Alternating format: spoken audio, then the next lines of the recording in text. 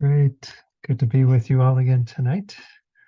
Let's go ahead and get started. We got a fair amount of material to cover tonight. So um, we'll start with the prayers as usual, beginning with the praise to Shakyamuni Buddha, which again, we'll just do one time tonight.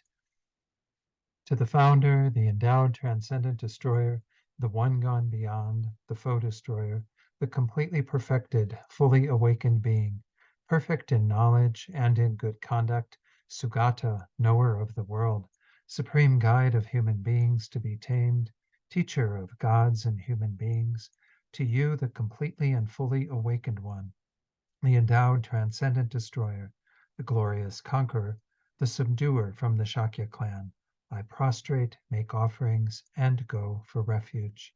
And we'll do the short mandala offering. This ground, anointed with perfume, strewn with flowers, adorned with Mount Meru, 4 continents, the sun, and the moon. I imagine this as a Buddha field and offer it. May all living beings enjoy this pure land. Idam Guru Ratna Mandalakam Niryatayami. And then Refuge in Bodhicitta, which as usual we'll do the first time in English, and then we'll do it twice in the Tibetan. I go for refuge until I am enlightened to the Buddha, the Dharma, and the Supreme Assembly. By the merits I create through listening to the Dharma, may I become a Buddha in order to benefit all sentient beings. Sangye chodang soki choknam la jang chu bardu dakni kyapsu chi daki chanyen gipe sanam gi dola penchir sangye druparsho Sangye chodang soki choknam la jang chu bardu dakni kyapsu chi Daki Chunyan Gipe Sonam Gi Dola Penchir Sangye Druparsho. Okay, let's do a short meditation. As usual, we'll do the first few minutes just in silent meditation on the breath, and then we'll do a setting of our motivation after a few minutes of meditation on the breath. So I'll come in just a few minutes. Let me go ahead and bring the bowl to start our meditation.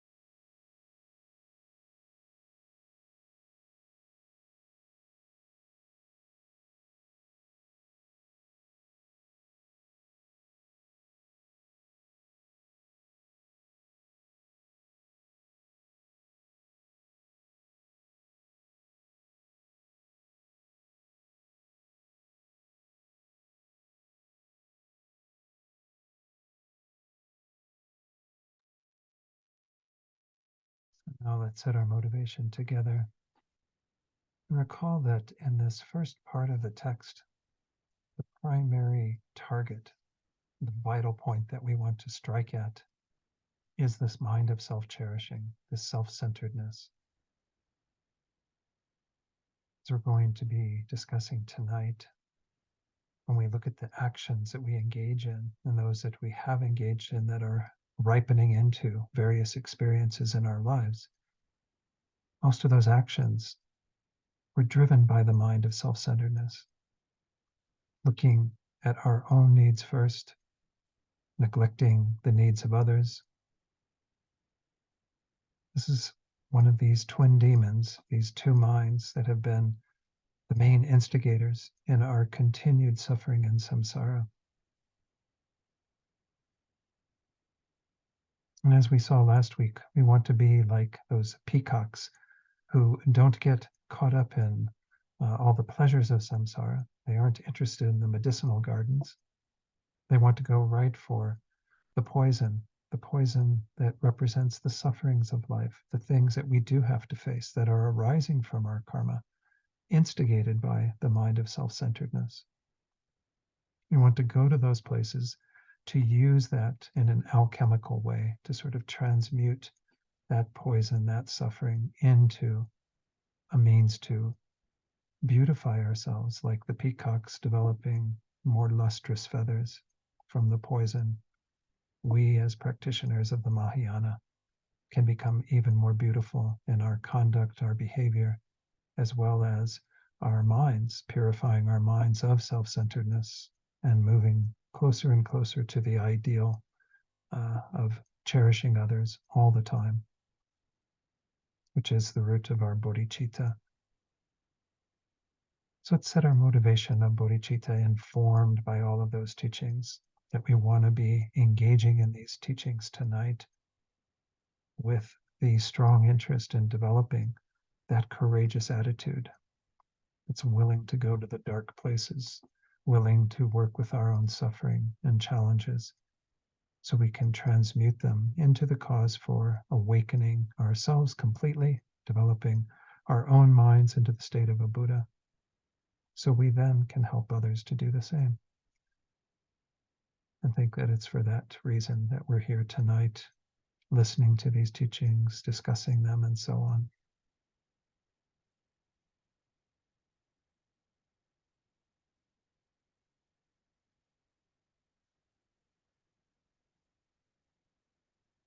Yeah. So what I thought would be nice to start with tonight, I do want to see if there are any questions from the last week of kind of going over the material, but I won't do this certainly at most of the classes because it will take too much time. But I think tonight, since we did just start the text and we had these initial verses, I thought it might be nice just to me to read them through. And as I read them through, because we did them kind of individually. When you do them individually, sometimes it sort of breaks up the flow of this initial section in particular. When we get into the teachings tonight, they're going to be a little more standalone, each verse. But there's a kind of nice flow to this beginning that I think is worth me reading it. And again, it won't take but a few minutes to do this. So again, the Mahayana Mind Training Wheel of Sharp Weapons, it is called that, the Wheel of Sharp Weapons, that strikes the enemy's vital point. To the great wrathful one Yamantaka, I pay homage. Just as when peacocks wander in jungles of lethal poison, although there are extremely beautiful medicinal gardens. Oops, I'm sorry, how did that happen? My thing went, just as when peacocks wander in jungles of lethal poison, although there are extremely beautiful medicinal gardens, the flocks of peacocks do not delight in them, but instead are nourished by the essence of the lethal poison. Similarly, when the heroes enter the jungle of psychic existence, although there are beautiful gardens of splendid happiness, the heroes do not become attached to them, for these brave-minded ones thrive in the jungle of suffering. Because of that, those who are under the power of the cowardice that eagerly pursues happiness and pleasure spend their time in suffering, while the brave-minded ones who willingly accept suffering are always happy due to the strength of their courage. Presently, attachment is like a jungle of lethal poison. It is overcome by the peacock-like heroes, but takes the life of the crow-like cowards. How can the selfish overcome this poison? If they are also similarly involved in the other afflictions, these afflictions will cost the crow-like their life. Because of this, the peacock-like brave-minded ones combine the afflictions, which are like a jungle of poison, into an elixir and enter the jungle of cyclic existence. While willingly accepting them, they should destroy the poison. Presently, for those circling without freedom, self-grasping is Mara's messenger. While parting from the happiness of selfishness and hedonism, we should willingly accept hardships for the welfare of others. The sufferings of all beings who are similar in kind in being driven by actions and habituated to the afflictions should be heaped upon us hedonists. Supposing we were to dwell entangled in selfishness, at that time, to counteract it, we should give our happiness and pleasure to migrating beings. Likewise, when those around us mistreat us, we should be filled with contentment, thinking, this is retribution for having distracted them. So again, those are the verses that we went through in last week's class. And I hope you had a chance to reflect on them and to go over the teachings that I gave, as well as any of the commentaries you might be reading along with this. Any questions or comments from last week that have come up in your study on your own? Yeah, Ruth, please. Yeah, I had a question about, in the title it says the enemy's vital points. What does that mean exactly? What are the vital points? Well, if you use the sort of war analogy, the idea is that when you strike somebody, well, even and I think in one of the commentaries they even use this idea of like when you butcher an animal. I mean, all these horrific things, but the idea is that you want to get the vital point to like sever the life immediately, rather than keep striking and not really hitting the point that's going to annihilate the enemy. And so the enemies, of course, are self-cherishing and self-grasping, not pigs or warriors or anything like that. We're trying to get the vital point of these two mindsets, which is again through the two remedies of conventional bodhicitta, which is a mind based in cherishing others, wanting them to be free from suffering, wanting them to have happiness. That will overcome our self-cherishing. And then on the other side, the self-grasping, the deeper enemy, will be overcome by ultimate bodhicitta, by the wisdom realizing that the self doesn't exist in the way that we are adhering to it. So that's kind of the idea, is if we actually get the vital points of both of these twin demons, we can do away with them once and for all. And that's the analogy that they're using there. Okay. Yeah. Anything else on that? Thanks. Yeah, thanks. Okay. All right. Anyone else? Anything from last week or any other questions before we head on? So I did introduce a little bit last week, and it was in those last few verses, this idea of Tonglen. And I thought tonight would be a good night to at least very briefly go over the techniques for developing conventional bodhicitta. I had Colleen sent out a handout that I've used a number of times before, and it's essentially taken from the presentation on bodhicitta and Liberation in the Palm of Your Hand by Pabonka Rinpoche. Let me put that on the screen. And again, this is the way that we generate bodhicitta in a very traditional way, using these steps. It's a full-on meditation. I mean, it takes a lot of time to cultivate bodhicitta because, again, it's antithetical to our normal way of thinking. We tend to think very self-centeredly, and bodhicitta is about, of course, generating a mind of concern for all beings. So there is a preliminary step. Essentially, we have three different techniques, but you'll see that really it's just two, with the third one being a combined technique.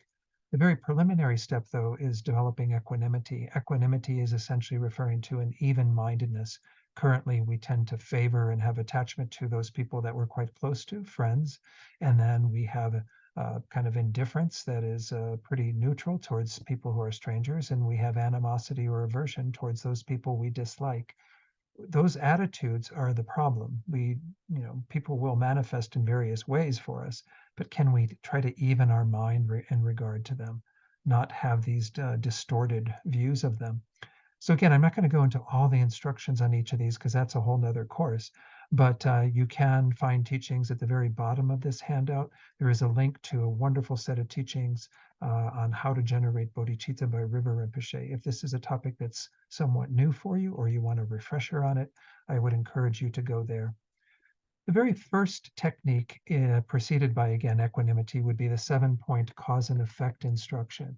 This is essentially a technique that is based on the concept that all beings have been someone very dear to you. And the idea of the mother in this human life, we see how much we depend upon our mothers, especially when we're quite young and vulnerable.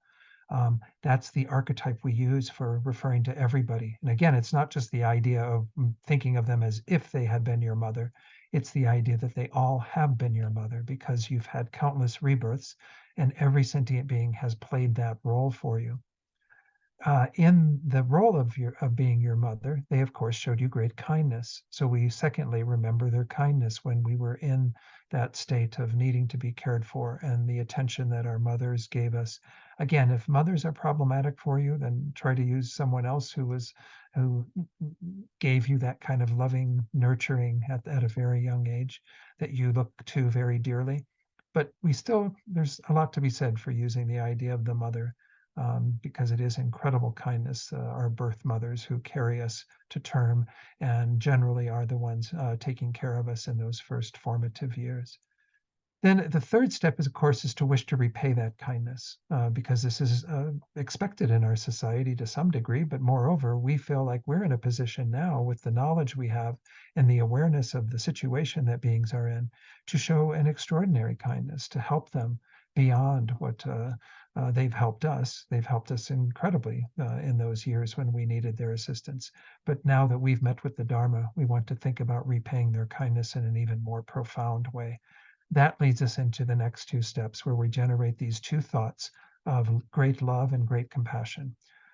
Love and compassion are essentially looking at beings and wishing them to be happy and wishing them to be free from suffering, respectively. Great love is where we say, not only do we want them to be happy, but we will take responsibility for placing them in happiness and the causes of happiness. Great compassion is the same in that it is about taking responsibility for freeing sentient beings from suffering and the causes of suffering. And then we develop a pure superior intention on the basis of cultivating those two minds of great love and great compassion, saying, well, now we have to really commit. We have to say, we are going to do this. It's our intention now to do whatever it takes to free beings from suffering, to place them in happiness, even if it is by ourselves alone.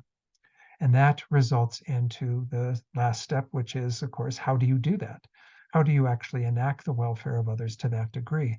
Only by becoming a Buddha yourself. So we unite that intention to benefit all beings with the intention to become a Buddha. And that becomes the mind of bodhicitta. And so again, that gives a very brief instruction on how to go through that. The one that is most closely aligned with this text that we're studying, though, is the instruction on equalizing and exchanging self with others. And this comes out of the Lojong teachings and utilizes the process of taking and giving, or Tonglen, as a technique within it. So the very first step in this, after having done the equanimity meditation and kind of leveled our minds with regard to friends, enemies, strangers, those three groups, is a step in equalizing oneself and others, because we're trying to target that mind of self-cherishing, self-centeredness with this practice. We have to begin by understanding that our own happiness and welfare is no different than anyone else's. We have to see that we are equal in wanting to be happy, wanting to be free from suffering, and moreover, still being confounded in obtaining those results. So the second step and the third step are to look more deeply at the disadvantages, the shortcomings, if we continue to follow this mind of self-cherishing. Whereas there are great advantages if we actually learn to replace it with the mind that cherishes others. Of course, this is the main target that, again, we're working with of the twin demons. This is the one we're working with in particular in this first part of the text, where we're trying to target that mind and really understand how that mind operates.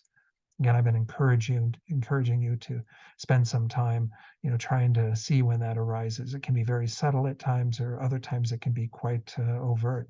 But just to try to recognize when self-cherishing is arising and to try to be mindful to apply some sort of an antidote, to think at that time it's not helpful for us to follow that mind, And there are great advantages, again, to cherishing others. So these are whole meditations that are done to reinforce that thinking. The fourth step is then to make that actual determination to do the exchange, not physically exchanging, like I'm going to go live in your house while you come live in mine. It's that I'm going to take my normal sense of kind of placing myself on the pedestal and saying it's all about me and you all are my servants of my happiness and well-being, and then to put others on that pedestal so everyone else is more important. Their needs become primary. That's the whole gist of this exchange, is to recognize that if we don't do this, we're going to continue to suffer, because that's the disadvantage of following the mind of self-cherishing, and others will suffer as well. Whereas if we adopt the mind that cherishes others, then it's a win-win. They will be benefited by our cherishing them, and we will actually achieve our greatest welfare. Um, so then there's the practice of taking and giving, which again, I'm going to go into tonight as part of the first verse that we look at, verse 10, when we get to that in a little bit. It involves developing your compassion by generating the mind that wishes to take the suffering of others. So this is like a really strong mind of great compassion, where we want that willingness to do whatever it takes to remove the suffering of others. And then the other side of it, giving away all of our happiness to others through this power of great love, of not wanting our happiness to be primary on the basis of what we possess, our wealth, our body, our merit, all of the things that we call mine. We want to be able to freely give those to others. So again, we'll look at that in more detail, but this is a very powerful technique for generating these minds of love and compassion. The last two steps are the same. You generate that pure intention on the basis of having gone through that meditation, and then you cultivate the mind of bodhicitta that is the answer to that intention. If you're going to be fully dedicated to actually doing this, the only way to accomplish it is through becoming a Buddha yourself. When you combine them, you can see that the first step is then the equanimity, which was the preliminary step initially. The next three are all from the first technique we looked at, sevenfold cause and effect. The next several are all from the second technique, equalizing, exchanging self and others. It's really just leaving out one of the steps and dividing taking and giving into two separate steps. And then the last two, again, are the same as previously. So this is the combined method that Pabonka Rinpoche introduces in his text. And as I said, there's a link you can click on, and that will take you to the teachings by Ribber Rinpoche, a wonderful teacher who had amazing bodhicitta. I actually received teachings on the 7-point mind training from him one weekend in San Francisco many years ago. But anyway, just know that these teachings on bodhicitta are very much informed by what we're doing in this class and working with Lojong teachings, especially, again, that second technique. So we're really trying to cultivate bodhicitta through this first part of the text, to look at the ways that we can target our self-cherishing, again, hit that vital point by replacing it with the mind that thinks of others, so that we don't continue to follow that mind, because it's been extremely detrimental, again, not just to ourselves, but to other beings, because it's kept us from fulfilling their welfare. So let's go through a little bit of our slideshow for tonight. I've got quite a few slides because there's a whole introductory thing. First, I want to introduce just some passages from Geshe Sopa's commentary, Peacock and the Poison Grove. Perhaps you've read this already if you've been reading that book. It says the verses in this text, especially the ones that are coming up right now, are the weapons that will enable us to conquer the causes of our misery and suffering. These weapons have to hit the target. If they do not, we will not succeed in achieving our goal. Again, they have to strike the vital point. If these teachings don't do that, then we're not using these teachings in the way that they're meant to be used. They're not the actual weapon that will help us. If you just memorize these verses and recite them without actually reflecting on their meaning and really trying to reduce your view of a real personal identity, again, what we call our self-grasping, and the self-cherishing attitude, you will get only limited results, right? It'll be fairly superficial. It'll kind of float on the surface, but not really sink deep into our minds. At some point in the future, you can meditate on these verses. And of course, I would encourage you to meditate on them as best as you can, week by week. especially the ones that we're going through tonight. And I'll give you maybe a little bit of advice at the end, maybe how to go about doing that. It says, even according to your own understanding, and it will help you to relieve your mental instability and happiness. This is real medicine that we're talking about. It's the Dharma that really helps us in our daily life to stop creating patterns that are disadvantageous for, again, ourselves and for all beings. So I'm going to first do a little introduction to the next, 39 verses from 10 through 48. These are in this section. Again, I didn't put up the outline, but remember that the outline that I had sent you, there's a verse change. This starts actually with verse 10 in our version. It's called Karmic Cause and Effect and Their Antidotes. The main topic we're looking at in this section is karma, because karma is how we are getting into the sufferings that we are experiencing. It is the most direct method. But of course, that direct cause of karma isn't standing alone. It's arising through the force of our delusions and our self-grasping, and the mind of self-cherishing is influencing all of that. So that's why we're going to be looking in this section quite specifically at karma. And here I do want to share a little bit from Geshe Choni. Geshe Choni, again, is the uh, abbot of Kopan Monastery currently. And in his teachings that he gave when he was a full-time resident teacher at ABC, Amitabha Buddhist Center in Singapore, he says, this particular text is basically an explanation of the practice of developing bodhicitta on the basis of having the faith of conviction and karma. And I'm going to take it off screen just for a moment. Faith of conviction is one of our three levels of faith. I'm not going to go into all three, but faith of conviction is perhaps one of the most important because it's a faith that arises when we're really convinced and have full kind of faith and trust in the law of karma. All of us have heard teachings on karma. I'm going to go through a few of them tonight in a very introductory way. Karma is the principle by which everything happens in Buddhism. The suffering that we're in has been a product of our past karma. The state of existence of samsara is driven by our karma. Again, it's the most direct cause of what we are experiencing. And of course, if we rectify that karma and actually change it into something that is not contaminated by our self-grasping and self-cherishing and so on, we can actually create the karma for nirvana, for enlightenment, for incredible results. It's just a matter of how we utilize our minds and the actions that come from our minds. So let me continue. I think we've got another quote from another Geshe who taught on this, Geshe Losang Jampo, who's actually one of the teachers in Nalanda Monastery, our monastery in France.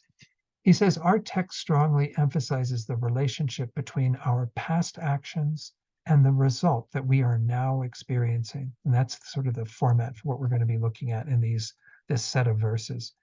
There probably is no other text, he says, that is as direct and clear on the law of cause and effect as this one. Many of our Lamrim texts go into a lot of the fine points of how karma ripens and so on, and I'll talk about that shortly. But this is really kind of the main thing that we're going to be looking at in this section. The general outline of the verses in this section, at least through verse 45, the last three verses, 46 through 48, are a little different in their structure. But line A, the very first of the four lines in each verse, is going to give us a specific result that we could be experiencing now, or perhaps we've experienced it sometime in the past. And it says, okay, this is what is happening right now. This is particular situation. It is a suffering situation. Suffering not in a very general way, but a painful, a difficult form of suffering, an in-your-face kind of suffering. Line B is the idea of it's your karma. To identify that the karma that we created has ripened into that result. Line C is the quite specific cause that brought about that result. The actions that, again, it's not going to be able to identify exactly when you created it and exactly who you created it with and what have you, but it gives you the format of what sorts of actions led to that result, what karma actually caused that suffering. And then line D is the specific remedy, the thing that we need to do differently to transmute it into something beneficial on our path. So again, line A is the specific result, an unfortunate circumstance we experience. Our usual response when that happens is affliction. And of course, when it's something that is negative happening, our tendency is to get upset, to get angry, or maybe get depressed.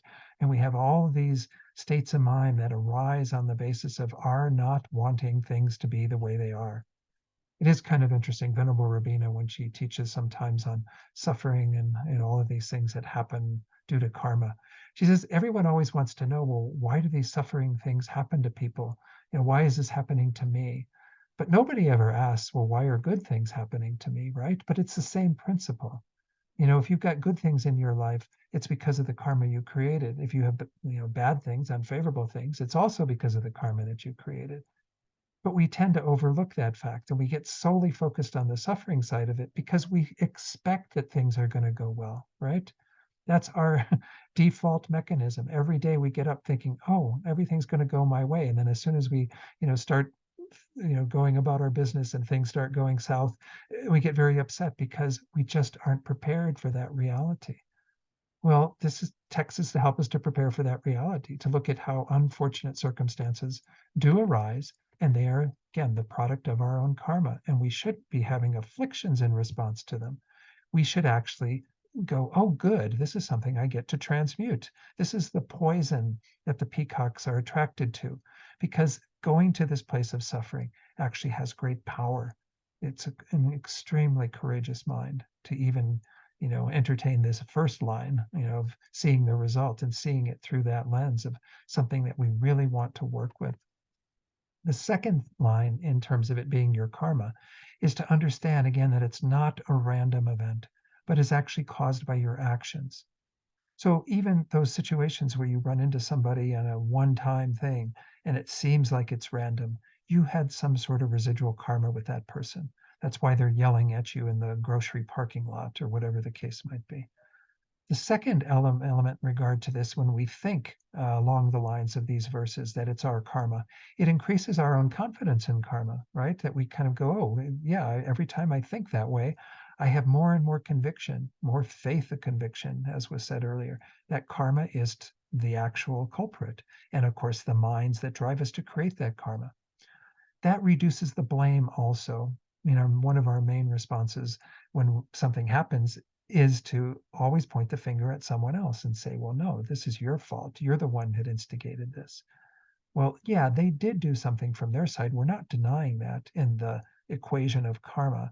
But nonetheless, why are we receiving that? Why are we on the receiving end of the first line, the unfortunate event, the suffering? Because we created that karma. And then, of course, this is you taking responsibility for transmuting it, not just kind of passing the buck or something or ignoring it, but actually saying, this is showing me something I need to work with. In fact, I'm kind of paraphrasing Pema Chodron, but I think it's in her Start Where You Are book. Some of you may have read that. That's also on the 7-point mind training that I mentioned earlier. In that she says that essentially karma is life giving you the lessons you need to learn. And that's kind of the mindset that we want to bring to that second line, that when we're reading it is kind of going, okay, this is kind of giving us this reminder that we are the creator of these experiences. We played a part in this. The other person, yes, if there is another person involved, sometimes there aren't people involved. It's something we experience on our own in a, isolated situation. But if there are other people involved in that suffering you're experiencing, you have some karma with them that you created, and you have to take responsibility for it and say, okay, what can I do differently? How can I learn from this? Rather than just going on my normal habitual pattern, having my afflictions arise and then creating the thing again so that I keep stepping in it and stepping in it.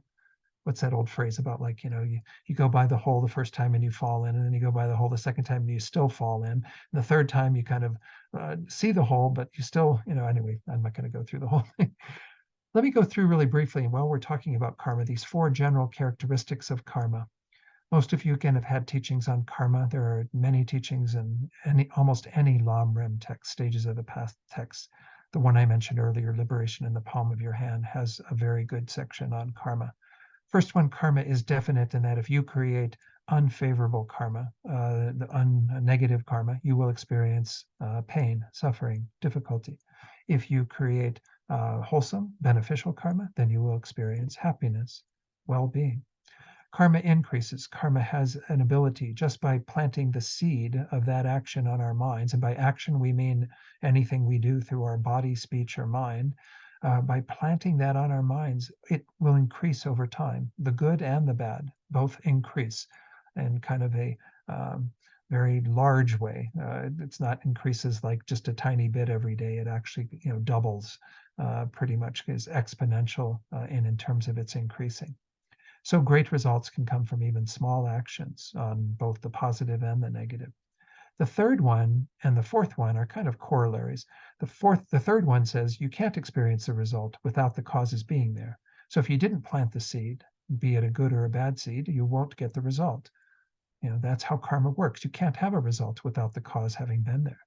The fourth one is once you have created those causes, once the karmic seed is planted, results will be experienced eventually, again, unless interrupted. And we'll talk about one of the ways that we interrupt our negative seeds that we plant through purification. But even positive seeds can be interrupted by very powerful negative states of mind, like minds of anger and so on. So these are the kind of the general mechanism. Again, a very brief reminder of that this is how karma is working. So just that third one, you cannot be experiencing this particular result without having created the causes. So that's what tells you to own this action or this suffering. The sufferings in your life that was in line A. Line B is, this is my karma. This is the fruition of my own actions. All right. Whoops. What did I do there? I clicked on something there. Let me get out of that. Okay, in terms of the four results of karma, because we are talking about, again, that first line being a specific result that we are having at the moment, or we've had in the past, or may have yet to come in the future. And we looked in the second line about that being our actions. Well, if our actions or karma cause that, where does that fall in terms of the results? The first one, and this is again in reference to all four of these would be there in reference to a complete action where it's kind of fully empowered. But any action we have, any karma we have, is capable of producing at least the last three results. It says four again because the second one is divided into two. The first one is a fruitional or ripened result. That is an actual rebirth. And that only happens again with very strong karma. At the end of every life, a particular karma will ripen that will propel us into our next existence. That's the result of that particular action, is to cause you to have a fully ripened result of a rebirth in samsara. And again, maybe a favorable state if it's good karma, or an unfavorable state if it's not favorable karma. The second is, again, results that are similar to the cause, meaning there's kind of a flavor that is very like the cause that we created in terms of our experience first, and then in terms of our behavior. So 2A, are results that are similar to the cause in terms of our experience, are the main thing we are talking about in this text. Those are the sorts of things like, again, if we have done a particular action towards somebody and with a particular motivation that was, again, harmful or not so good, then we experience something kind of similar. This is, again, how we are using this idea of the wheel of sharp weapons in two ways. The first one is what was said in that title that Ruth was asking about, where we actually are throwing this wheel of sharp weapons to hit the vital point of self-cherishing and self-grasping. But there's also this idea of, again, karma being like throwing this wheel of sharp weapons out, and it circles around like a boomerang and comes back to hit us. I mean, these are the four ways that we get hit, but the main one we're focusing on here is when we have an experience that is similar to what we created.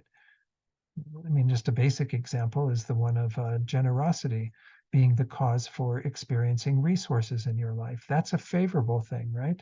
If we're generous with what we have, physical resources, time, energy, whatever it is that we can offer to others, then we are the recipient of those sorts of resources in the future. Also, if we are miserly and hold on to everything and we're not wanting to part from everything we have, then that stops the resources from flowing. That creates poverty. That creates not having people to assist you. All of these sorts of things ripen from our being miserly in our attitudes. This is the main one, again, that we're going to be looking at, as you'll see when we go through these verses. We're not talking about rebirths because we're talking about experiences that we're having in our lives. that are going on that are kind of pointing to a specific type of cause that we've created that is similar to that. The second one there, 2b, the third of these four, is where we have results that are similar in terms of our behavior. That's kind of one of the worst results that we have, because the greedier that we are, for example, the more that greed becomes a habit, a behavior, a pattern, and we just keep furthering that greedy mind by following it. Whereas if we do the opposite in terms of our behavior, if we're generous and kind and sharing of what we have, that creates a karma to have that ripen again. So karma even creates the seed for a similar type of behavior in the future. The third one here, again, the fourth of these four, is an environmental results. We will see this occasionally, not quite so much, but it's said that karma even dictates the environment around you.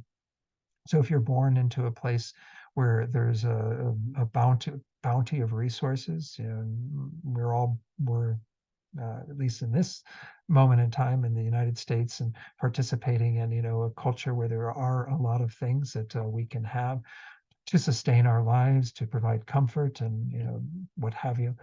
That's a product of your own past actions, that you created this environment that then supports you in a positive way. So if you were living, for example, in a war-torn country where there was, everything was to waste, there weren't any crops, there wasn't even good water or whatever. All those sorts of environmental results are the opposite when people have created the causes for that to ripen.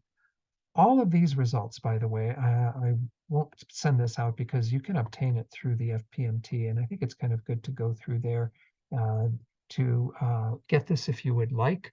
And it's called, I think the full text is called The 10 Non-Virtues. Actually, maybe I should go up to the top of this just to make sure that I'm getting the right title for it. It's called, yeah, The 10 Non-Virtues and Their Results. This is a publication that's used when we teach on karma in Discovering Buddhism in Module 6. So just know that, I mean, it gives kind of all the various 10 non-virtues, talks about when they get complete. I'm not going to go into all of that tonight. That's just, beyond the scope of this course. But when you get to this page where it talks about the results of the 10 non-virtues, again, here's where those four are set out: the ripened result, the results similar to the cause in terms of experience, in terms of actions or behavior, then the environmental results. For each of the 10, it provides, for example, this is killing, which is the first of the 10, said to be the most serious as well. It says, again, the ripened result is always going to be a rebirth in one of the lower realms. Then it gives you the experiences similar. For example, if you had the act of killing, you might be having a short life in a human rebirth, have ill health, have many troubles, no success in your activities. Again, the action is that you might be more habituated to killing and harming others through your having killed in the past. And then the environmental results are taking birth in a place where there's much violence, war, many problems, and so on, where food, drink, and medicine have little power.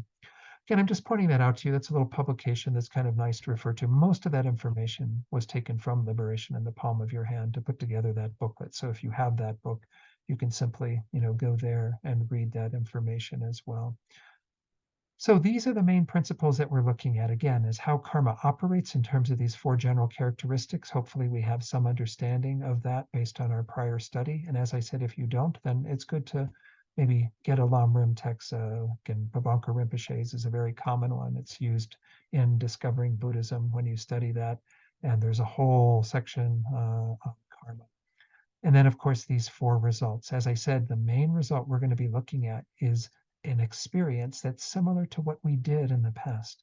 So we can identify very quickly, generally, what it is that got us into this conundrum. Why are we experiencing this suffering right now?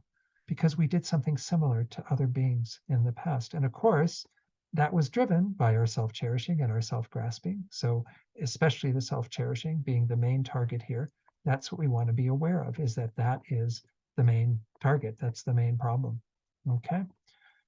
Now let's go on to the line C. The third line is going to give us again that specific cause. That answers the question, why me? Well, the second one said it's your karma, but this is like, well, what did I do? Why am I experiencing this suffering? It's going to give you a very specific cause with regard to it. Again, not down to the date and time, but the actual nature of the actions that you engaged in that ripened into that suffering result. Again, it makes us aware then of our past actions so that we don't neglect them and think that, oh, everything's fine.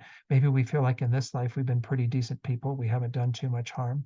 But guess what, folks? We're carrying karma that goes back thousands of lifetimes. It's just a matter of things eventually meeting with causes and conditions and ripening. So again, the point here is that this third line is like seeing the cause of the poison, so we know more clearly how to transmute it. If this poison, the suffering that's in line A, is arising based on this specific cause in line C, then we have the ability to clearly discern what we need to do differently, how we need to learn from that, as again, Pema Chodron said.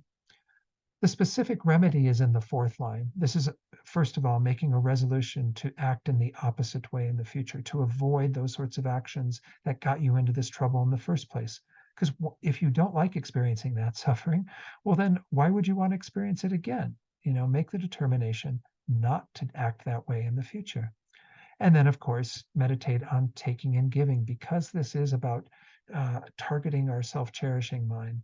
There's an encouragement at the end of each line. And even if it's not stated in the actual verse, it should be there in terms of your own practicing with these to say, okay, I'm going to work on taking the suffering of others who are experiencing this same sort of thing in their lives. And I'm going to give away my happiness so they can find true peace and so on. Line D is like the actual means to transmute the poison. Line C was to give us the kind of an idea of what the remedy would be. And then line D is the actual transmuting it through the practice of taking and giving, as well as making that determination not to act that way in the future. Again, the 4 opponent powers, I will pass along to Colleen to send out to you tomorrow. A little practice that Venerable Rabina put together some years ago that's on the 4 opponent powers using the single figure of Vajrasattva. And in it, she very clearly goes through these 4 steps. So I'm not going to spend much time on them. But essentially, these all start with an R as a mnemonic device to be able to remember them very easily. We start with regret in her presentation, which I think is a good place to start thinking about those things. Again, if we go back to this these verses, we see that we actually kind of get, well, I must have engaged in these particular things, and therefore I want to be sure to purify those things. Even if I haven't engaged in them in this life, I can purify past life karma through this purification method. And then, of course, anything else that we need to regret from our day or so on, because it is ideal to do this at least once at the end of every day. Secondly, we have a power of reliance, where we generate the mind of refuge in the 3 jewels, as well as the mind of bodhicitta. That kind of begins the process of purifying to a large degree as well. Regret, of course, is huge in purifying. Just having a mind of regret is already overcoming the power of those negative actions. But then we actually have to have a remedy. The remedy in this case can be the practice of taking and giving, which is what we're being recommended to do. And then, of course, the resolve, which was mentioned in that line D, right? Resolve not to act that way in the future. Do the opposite. Cherish others. Don't become selfish and crazy and do the same thing over and over again. That's a complete purification practice. And with all 4 of those intact, it said that you then purify all 4 results that I went through earlier. Okay. So let me read a little bit from this. This is from Geshe Sopa's book. Each of these verses and the ones that follow relate to our ordinary daily experiences, explaining them in a religiously elevating way as a training for us. So again, these are relating to our own experiences. As we go through these, I want you to kind of think in terms of, when have I experienced that or something like that? Or is there the potential based on my actions to experience something like that? Then it says, people have different capacities. Some may derive great benefit from these practices now, but others may only be able to form the good intention to practice this way in the future. This is kind of me giving you permission, and through Geshe Sopa's words, that if you don't feel like you can practice this heavy practice of Tonglen and everything involved in this, at least make the intention, the aspiration to be able to practice this way in the future. That's already using this text in a very powerful way. It's planting the seeds for you to be able to utilize this very powerful alchemical method to transmute your sufferings into happiness. In the latter case, you should at least say the words in the form of a prayer. Maybe I'll make that advice now as we're going to start going through the actual verses in a moment. But essentially, what I'm encouraging you to do is if you do find one of these that you want to work with, or a few of them, because of something that you're going through right now or have gone through recently, then read through the verse and really contemplate on each of the elements of it to kind of understand, okay, this is my own wheel of sharp weapons coming back to hit me, to cause me this suffering. It's my karma. I created this. I created it specifically through whatever is in that third line. And I'm going to make a determination not to do this again. And as part of removing the power of that so that I can get a handle on things and reduce my self-cherishing, I'm going to engage in Tonglen. I'm going to engage in taking away the sufferings of others who have a similar thing going on and giving them my happiness so they can be free from all suffering and experience great bliss. So that's the concept behind this. All right. So let me go ahead and show on the slides. Oh, there was a little bit more to this. I'm sorry. I missed this last tail end of what Geshe Sopa says. Then in difficult situations, when you do encounter that again, hopefully through your training and through your having worked with these verses in Tonglen, instead of becoming angry, frustrated, or anxious, which is a big waste of time, well, not only a big waste of time, it creates unbelievable suffering for yourself and others. You can accept the suffering and channel it to good effect. Say, this is, and eventually they say that mind training enthusiasts who really get to that place of deep practice actually are delighted when suffering comes into their life. They go, oh, good, roll up my sleeves. I get to work with this. If everything goes our way every single day, we never get these opportunities. But when things do come into our lives, we should be putting out the welcome mat and saying, oh, good, time to work. So let's go ahead and look at this first verse, and then we'll go through our actual commentary on it. It's going to be divided into the first 3 lines and then the 4th line. So let's just talk about the first 3 lines now. The first one, the first verse of this series, whenever an intolerable ailment arises in our body. So we got the point here that we're talking about physical suffering. Actually, verse 11 is going to talk about mental suffering. But this is kind of a big, broad category of like any intolerable ailment that is coming up in our body.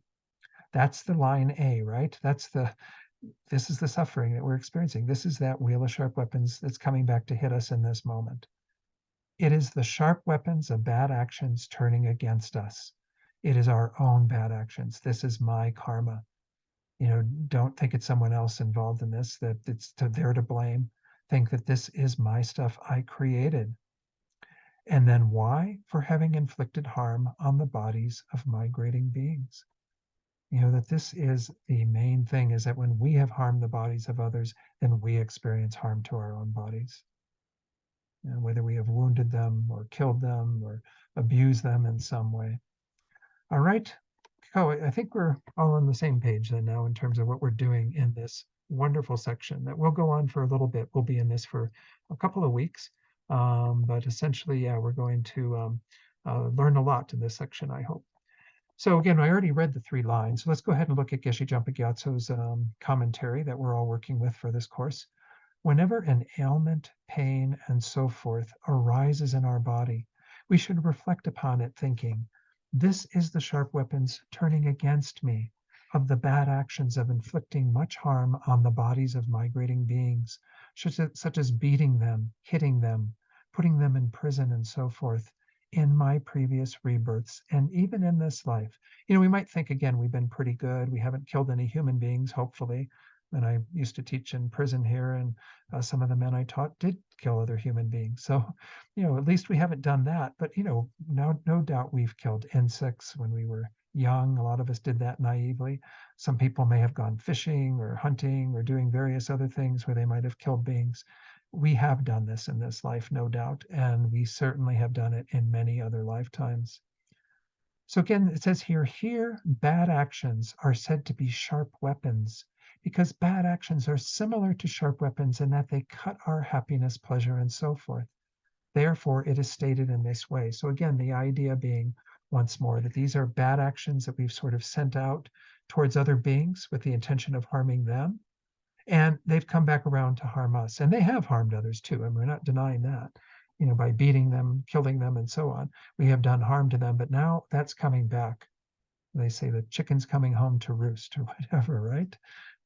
Everything comes back. Karma is a closed system. It just keeps working and keeps happening unless, again, we intervene in some way through purification. And of course, when we start new patterns and new ways of working with things and adopt the mind of cherishing others, then we start creating that kind of pattern, which is a good, wholesome pattern and the best one to have. But right now, we tend to have patterns that are not so helpful, that are creating these sharp weapons that we have to experience. So I wanted to share a few more comments. I'm not going to do this for most of the verses. I'll do for a few tonight, but going forward, maybe not quite as often. But because I'm hoping that you're reading some of these while you're going through this course. But this is once more from Geshe Sopa's book. He says, when you experience physical misfortune, you usually feel anger and frustration, thinking, I'm a wonderful person. Why is this happening to me? Does that sound familiar? Which only adds mental suffering to your physical pain, right? Because we start feeling horrible about what's going on when it was just a painful experience. It's just a form of suffering. Again, that is our own karma. But we have this tendency of thinking, well, I didn't deserve this. This isn't my suffering. This was meant for someone else, right? Okay. Whoops, something happened. I hit some wrong button and then now I'm back. Okay, here we go. Instead, you should understand that you are experiencing this because the wheel weapon of bad actions that you turned on others is returning and working on you. This is how it works. Every energy that we create that's kind of outward bound to someone else eventually comes back to harm us, and oftentimes even in stronger ways, again, because karma does increase and multiply. You should recognize that you acted under the influence of the view of a real personal identity, again, what we're calling self-grasping, first one of the twin demons, and with a self-cherishing attitude. And again, that's the primary one we're targeting in this first section. But nonetheless, they were both there. They both influenced us to harm the bodies of others. Maybe again, if we were hunting or something, fishing, we might have done that out of just the delight in being there. Some people really enjoy going on those sorts of activities of hunting for the lives of others, taking the lives of others. We did that with a complete blindness to the life of those beings. So we were following a self-cherishing mind, and of course, at the deeper level, we were following self-grasping. Once you have that recognition, you can then work to change yourself by eliminating them and replacing them with an attitude that cherishes others instead of yourself. And of course, as we'll see in the end part of the text also, the mind that is, completely undermining the self-grasping. But the main, point of what we're going through in this first part is to really adopt the mind that cherishes others, that thinks of their well-being. They don't want to be beat. They don't want to be hit. They don't want to be killed. Just like we don't want those things, right? When you think in this way, even an illness can be turned into something of value. It can benefit the person who is ill to see the illness as a means of purifying previous bad actions whose results are now coming to fruition, right? That's the whole thing. Everything that we are experiencing is the product of a past action. If it's something unfavorable, then there's something to learn from it, something to benefit from it. If it's something favorable, well, then maybe that reinforces that we need to keep acting in a similar way. Then it says, of course, as well as promoting understanding of the destructive nature of unwholesome actions and their effects so that we stop creating them. So there's kind of like a lot of different purposes that we could see in here, but the main one, again, is to see that these destructive actions arise from the twin demons, and therefore we need to target them. We need to do whatever we can to change those. This kind of thinking, he says, can be applied to any bad situation, thus turning it into something positive. That's the transmutation, that's the poison. He says, reasoning in this way, you will want all the sickness and suffering of the world to come to fruition upon yourself and not upon others. And that's the idea of Tonglen that we get into with this final verse, this final line of verse 10. And this is going to be similar in regard to most of the verses that we look at in this section. Now we should willingly take upon ourselves all ailments without exception. This is the practice, the advice of doing Tonglen. At those times when we do have something that's unfavorable in our own lives, we should recognize where it's coming from, that we created it through the force of these twin demons, and we want to do something that acts as a very powerful remedy. So let's look at what Geshe Japa Gyatso says in regard to this. He goes through his own take on Tonglen. Know that Tonglen can be done in a variety of ways. It's a very creative practice. He says, for this reason now, without seeking other methods, visualize the Lama deity and so forth on your crown. He actually advises that we work with uh, Chenrezig, Avalokiteshvara, the Buddha of compassion. And I'll show an image of a four-armed Chenrezig that's fairly easy to visualize. That was the one actually in his commentary on his commentary that he mentioned using. But anyway, you visualize the Lama deity on your crown, could be Buddha Shakyamuni, any other Buddha, but again, this Buddha of compassion is a powerful one, or in the space in front of yourself. And you make this request from the depths of your heart. Please bless me so that all the bodily ailments of all sentient beings, however many there are, which are more important than my own illness, now ripen upon me.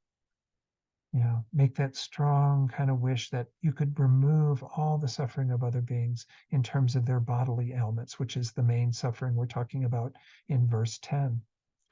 After that, visualize rays of light radiating out from your nostrils and striking sentient beings, whereby you inhale all their sufferings without exception, such as their ailments and so forth, through your nostrils in the aspect of black light. Actually, in his more specific instruction, he says that with regard to the beings that you're thinking about, that their suffering comes from them in their out of their right nostril, and it enters through your left nostril. So you're breathing it in.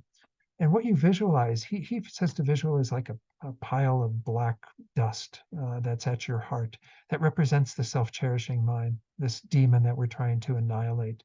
And you bring that suffering into your body and bring it down to your heart center in the form of a very strong black light. Or sometimes it can be talked about as being a thick, hot smoke, something that seems undesirable, because we don't want to kind of make this an easy meditation. We want to really think about what this is. I mean, we're thinking about taking on all the physical ailments that exist in the world that any being's going through right now. All the pain of cancer and the pain of COVID and the pain of having, being maimed and wounded and whatever else is out there, all those physical ailments, we want to be able to take them into our own heart center and destroy our self-cherishing. So let's go back to his instruction where he gives more clarification. And he says, again, we send something, we kind of bring their suffering in, inhale all their sufferings without exception, comes in through our left nostril, and it absorbs into your heart, whereupon your self-cherishing utterly vanishes. Again, in his description, he said like a mound of black dust, but you could think about it also as being like a very thick rock, or whatever it is that feels kind of uncomfortable at your heart center. And you can even continue to bring this in, bringing in more and more suffering and having it eat away gradually at this lump of self-cherishing at your heart. Or you can you do it really quite quickly. Some people advise like just bringing everything in one fell swoop, and it completely annihilates the mind of self-cherishing. Then you visualize all your happiness, pleasure, and so forth radiating out through your right nostril, and it enters into the left nostril of the beings surrounding you that you're visualizing in the aspect of white light. And that white light is like all of what you have that is good. It's your merit that you've created. It's your body. It's your wealth. It's all the delightful things that you have in this life. You're going to give them away gladly and give them to all sentient beings. And says, thus meditate on completely pure taking and giving. Now, again, when you're doing this, you might accompany this with some of the thoughts that are behind it, right? Like when before you do the taking, it's nice to generate thoughts of compassion, to think about how other beings at this moment, in regard to this first verse that we're looking at, verse 10, they're experiencing bodily ailments, they're experiencing physical pain. So I want to think about them in that pain and how much they want to be free of that and how much I want them to be free of that, and generate that great compassion that says, I will take responsibility for doing that. And then we can engage in that process of taking. And then when it comes to giving, we want to generate loving thoughts, thinking, well, all these beings, I've removed their suffering, but I haven't brought them to like the apex of their happiness and well-being. I want to send this out to them, everything I have, so that it can bring them to their complete fulfillment. So that kind of what we have that we send out in white light becomes whatever those beings need to help them on their own path of developing themselves to that degree. achieving the happiness that they can through this path, sending out to them teachers, texts, whatever it is that will help them to achieve their ultimate happiness and well-being. So again, this is the Buddha of compassion. This is one image I found on the internet that's kind of nice. He has in his left hand there, which is on our right, a beautiful lotus that is in full bloom. And then on his other hand, his right hand, there's a crystal rosary. His other two hands, they're kind of at his heart there, holding a wish-fulfilling jewel. It's kind of like the mind of bodhicitta that is at his heart center there. This is an easy one to visualize. He's together there with Manjushri down in the lower left-hand side, with holding the flaming sword, the Buddha of wisdom, and then Vajrapani, who represents the power, the enlightened activities of all the Buddhas. So these are kind of the three main things that Buddhas have. They have compassion, wisdom, and power to be able to come to our aid. So that you can use again as a visualization in the space above you or in front of you to kind of make that strong prayer. Bless me to be able to actually do this. Help me, help me to remove the suffering of others and place them in happiness. Then we have a few comments again from Geshe Sopa. As I said, I'm adding a few more comments in tonight because there are some really nice passages, particularly in this beginning part. He says, it's extremely beneficial to have a strong desire to release all sentient beings from their sickness and suffering and to take their sickness and suffering upon oneself. As Shantideva says, this is from the Bodhicharyavatara, the Guide to the Bodhisattva's Way of Life in the first chapter. He says, one who has the beneficial thought, let me just alleviate the headaches of sentient beings, will gain incalculable merit. If you can think about somebody who just says, oh, I would really like that all sentient beings be free of their headaches. That's quite meritorious. That's a pretty beneficial mind. But what need is there to speak about the person who desires to remove the immeasurable unhappiness of all sentient beings and endow them with infinite merit? What about the being who actually encompasses the welfare of all in every way, not just headaches, wants to help all of them find true happiness and complete freedom from suffering? That first chapter of Shantideva is all about bodhicitta and the incredible benefits of generating that mind. Now we're going to go on to verse 11. You'll see it's a similar format, right? Line A, whenever suffering arises in our mind. So as I said in this second verse, we're talking about mental suffering. It is definitely the sharp weapons of bad actions turning against us, right? This is our own karma we've created ripening into mental unease, having depression, having anxiety, whatever, stress. Why? For having disturbed the mental continuum of others, having disturbed their minds, now our mind is disturbed. Now we should willingly take upon ourselves all their dukkha meaning all of their suffering, without exception. Okay, let's go through Geshe-la's commentary on this. I will have again some other slides to share in terms of other commentary, but I really just wanted to make sure that we did have an opportunity to go through that first part pretty thoroughly, because all the other verses sort of follow the same format. So there's really not going to be as much to say, except in regard to the particular actions that we're talking about. Again, this is the commentary on verse 11. He says, similarly, if ever our mind is under the control of bad conditions, or not even that when various sufferings arise even senselessly in our mind, and we wonder, why is this? Reflect on it, thinking, this is definitely the sharp weapons turning against me of the bad actions committed in previous rebirths, of disturbing the mental continua of others, who are illustrated by my lamas, teachers whose minds we've disturbed, parents, friends, siblings, and so forth. Anybody really who we have bothered their minds through our behavior and the things that we've done, have upset them, disturbed their minds. This being so, think, now I will take the dukkha, that is all the suffering of others, upon my own mind. Then, as before, make the request to the Lama, again, Chenrezig, or whatever Buddha you feel comfortable working with, and do the visualizations of taking and giving. So I don't think I have anything more to share on verse 11 in terms of comments from any other teachers or what have you. I will say that Geshe Awan Dargye does include in there, in terms of these sorts of actions, even breaking any precepts or vows that we've taken. Those are all taken through our minds. Sometimes they do entail physical or verbal behavior, but they are usually a mental vow that we are, trying to hold in terms of certain awarenesses we want to have. Well, we might have broken those vows through our not being as attentive to our thoughts as what we should be once we've taken vows. Any sort of disturbing mental stuff that we've engaged in is ripening in terms of having mental anguish, mental discomfort, what have you. Verse 12, whenever we are tormented by intense hunger and thirst, again, this is the type of suffering. Maybe some of us haven't had that experience. Maybe, if you do like a Nyungne retreat where you do it willingly, that's one thing. But in terms of our lives, probably most of us haven't had that much opportunity to experience real hunger or real thirst. But nonetheless, if we have had that, it's the sharp weapons of bad actions turning against us. Why? For having cheated, stolen, appropriated, and acted miserly. We don't have resources and things in our lives because we've been tight with our resources in the past. Now we should willingly take upon ourselves all hunger and thirst without exception. So again, the same sort of Tonglen advice at the end.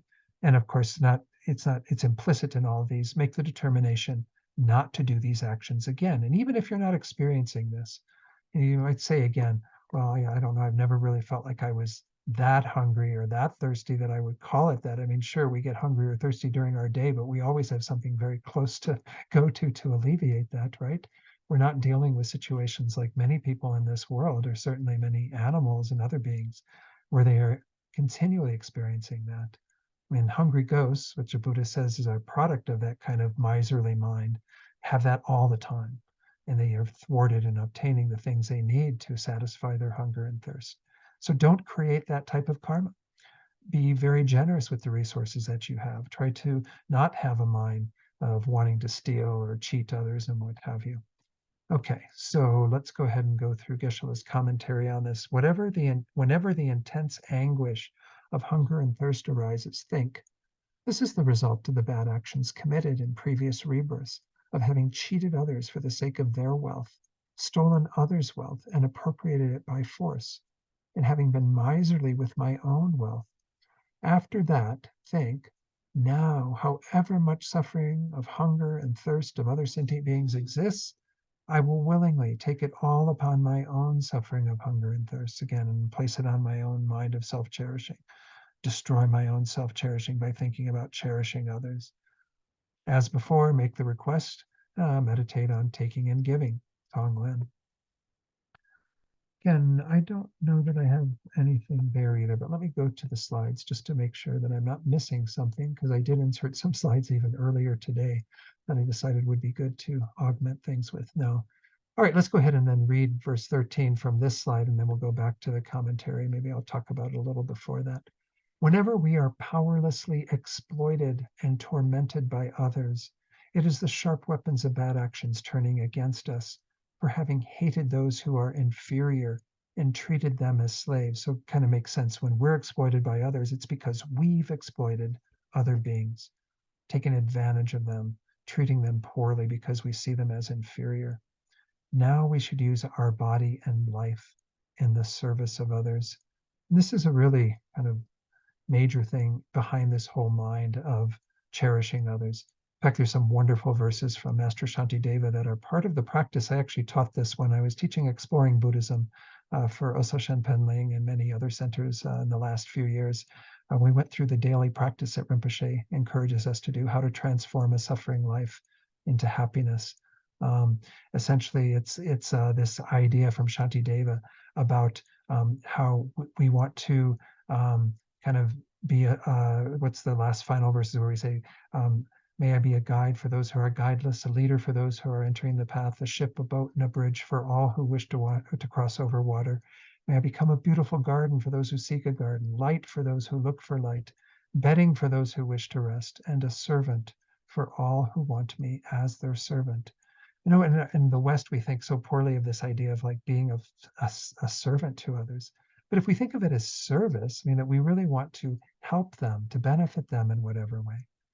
Not to the point where we're kind of totally taken advantage of, perhaps, but the idea is that that's the mentality that is totally the opposite of thinking everyone else serves us. right? It's all about how do I get what I need from everybody else around me? They're all serving me. Now I'm going to replace it with the mind that serves others. In fact, it's interesting.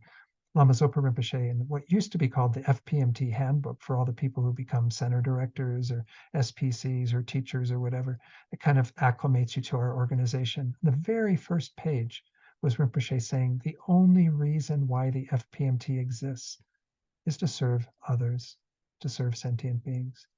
That's our mentality. That's supposed to be our mentality in the Mahayana, right? That we exist to serve others. And that's the opposite of the mind that wishes others to serve us, that looks at others in terms of what can you do for me? You know, what have you done for me lately? Right? Okay, so to be powerlessly exploited by others is, for example, to have to engage without rest, without choice, and without the wish to do so in actions and so forth, upon even the slightest order of a master and the like. A master, again, could be a boss, right? If you feel like you have a domineering boss who kind of exploits you and takes advantage of you, you've created that karma. It's not your boss's fault. You know, the boss is doing what they're doing, but why are you experiencing it? Because you've created the karma. He says, then, due to which one's body and mind become tormented by suffering, right? Because it isn't pleasant to be under domination of another person. This even happens in relationships, right? Um, you might get involved with someone who's very narcissistic and who uses you in that way. You know, this is not. I mean, I'm not, saying that the narcissist behavior is totally fine. I'm saying, why are you receiving this type of result in your life of having a narcissistic partner? Because you created the causes for that. So the next line, the fourth line there, whenever that happens, we should think that it is definitely the sharp weapons turning against us. That is, ripening upon us of the bad actions of having violently hated inferior sentient beings. Again, however we judge them to be inferior. Sometimes those we judge as inferior might be superior to us in other ways, but we're using a particular criterion and we're deciding that they're inferior and we treat them poorly. So again, we've hated those inferior sentient beings in the past and having treated them against their wishes as though they were slaves. For example, it is the result of bad actions, such as that the people from central Tibet presently look out of strong hatred with glaring eyes and so forth at their countrymen from Tsang. Apparently, they kind of look down on these people and they continuously exploit them powerlessly for work and so forth. Now, from this point of view, we should meditate thinking, from now on, I will not make use of my body and life for my own welfare, but will use them in the service of others. And again, practice taking and giving. Think about those beings who are in that situation that you're experiencing and remove that suffering from them. Give them everything that will help them to be in a place where they do have that control and freedom and no longer be dominated in that way. These are things again that we might, when we're going through these, you might look at that one and say, well, I don't know if I'm really experiencing that, but we have degrees of these. Even when I was talking about hunger and thirst, I mean, we don't, doesn't have to be full-fledged, like, bloated belly, emaciated kind of thing going on. It can be even just our regular hunger and thirst that we have at times that we can identify with and say, God, that's just a small sliver of what beings are experiencing right now in this world. Through my having this hunger, may I use it as a touchstone to be able to be in kind of working with the hunger that many beings experience right now in this very moment, to take that away from them, to give them what they need for temporal and ultimate happiness. So again, that's the whole thinking behind this. And this one in particular, if we think, well, maybe I'm not in such a bad situation, nobody's dominating me, nobody's really bossing me around or whatever, I don't feel like I'm a slave to anybody, maybe I'm just fine. But nonetheless, we might have little shades of this going on in certain relationships, what have you. Here I want to share a little bit from Venerable Chodron's Good Karma book, which again is also really, really excellent. She says, our present powerlessness and servitude is the result of having selfishly used and disrespected others, denying them opportunities and rights. I've got to get my screen thing up a little bit there. To repair this, we make a strong determination to employ our body and life in the service of others. Regardless of whether somebody has high or low social status, we should respect and benefit them, right? You know, Be of service to the people who are unhoused, who are living on the streets. Be of service to the people living in mansions. We want to be of service to all beings. Then, whoops, go to the next screen. Especially as people who aspire for full awakening, for enlightenment, we cultivate the mind that cherishes others more than self, and we should try to live that attitude by serving others in whatever way possible. And then she cites Lama Yeshe. Again, I mentioned the quote from Lama Zopa earlier that was in the FPMT handbook. She says, I clearly remember Lama Yeshe addressing us monastics, because of course she was ordained at the time and was a student of Lama Yeshe's in the early days of FPMT. Holding his prayer beads at his heart, he said, this should be your mantra. As he turned each bead of the mala of the prayer beads, he said, I am the servant of others. I am the servant of others, and so on. I mean, that's a very powerful practice if you think about it, to continually hold that thought. I'm the servant of others. We even have that one verse. Let me take it off screen for a moment. That one verse from the 8 verses. Remember, you did receive a copy of that. Many of you have studied that text as well, that Lojong text. It's the second one where we think, when in the company of others, I shall always consider myself the lowest among all and respectfully hold others dear and supreme from the depths of my heart. So again, this smarts for the ego to hear this, right? For our self-cherishing mind to hear this. We don't want to be the servant of others. We don't want to think of ourselves as the lowest of all. We want to think of ourselves as the best, and again, this isn't about, kind of self-deprecation, self-loathing, self-hatred. This is just acknowledging that the best way for us to benefit from any situation is to try to hold that lower view, to think, how can I help? How can I be a benefit? Rather than, you all need to tend to me and what I want to have in my life. I just thought of something that I meant to share when I was going through the thing on the physical and mental ailments in those first 2 verses. Please, please don't think that this practice advice is that this is all you should do if you're dealing with something quite serious going on in your body, or even perhaps something that's physically affecting your mental states. Many people have various ailments of the mind that are due to imbalances and are treated through chemicals and so on that may be of great benefit to them. Do take advantage of what we have to offer in our world currently, that is also part of our karma, to have medicines that can alleviate pain and difficulties. Don't think that you have to endure this pain so you can keep practicing Tonglen and while your body goes completely south and something horrible develops, and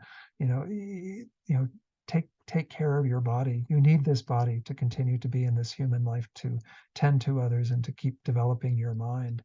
So if you have ailments of the body or the mind and there are medicines that will help you, then by all means utilize those and do your Tonglen, do the practices that we're talking about here, because you're going to still have that suffering to some degree that you'll be experiencing, and take advantage of that.